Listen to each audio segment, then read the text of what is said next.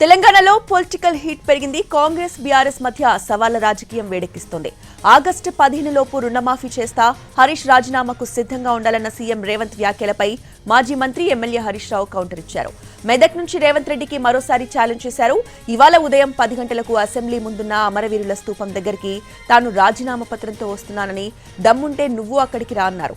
August 15లోగా రుణమాఫీ చేసేది నిజమైతే, బాండ్ పేపర్ల మీద రాసిన గ్యారంటీలు అమలు చేసే మాట నిజమైతే గన్ పార్క్ వద్దకు రా, ఇద్దరం రాజీనామా లేఖల్ని మేధావుల చేతుల్లో పెడదామన్నారు.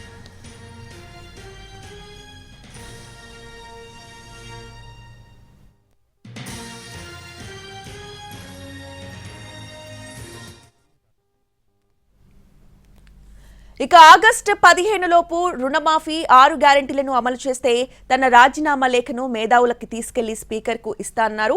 ఇక హరీష్ రావు ఒకవేళ అమలు కాకపోతే సీఎం రాజీనామా లేఖను గవర్నర్కి ఇస్తారని అన్నారు.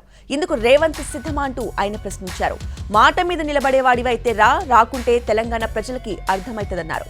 కొడంగల్లో రాజకీయ సన్యాసం తీసుకుంటానని తోక ముచ్చినట్టే ఇప్పుడు అదే అవుతుందని కూడా ఎద్దేవా చేశారు హరీష్. అన్నట్లుగానే స్పీకర్ ఫార్మాట్ లో హరీష్ రాజీనామా పత్రం సిద్ధం చేసుకున్నారు. దీంతో ఇవాళ ఉదయం 10 గంటలకి హరీష్ అమరవీరుల స్తూపం వద్దకు వస్తున్నట్లుగా పార్టీ వర్గాలు చెప్పాయి. ఆయనతో పాటు బీఆర్ఎస్ ఎమ్మెల్యేలు, ఎమ్మెల్సీలు కూడా అక్కడికి వెళ్లనున్నారు.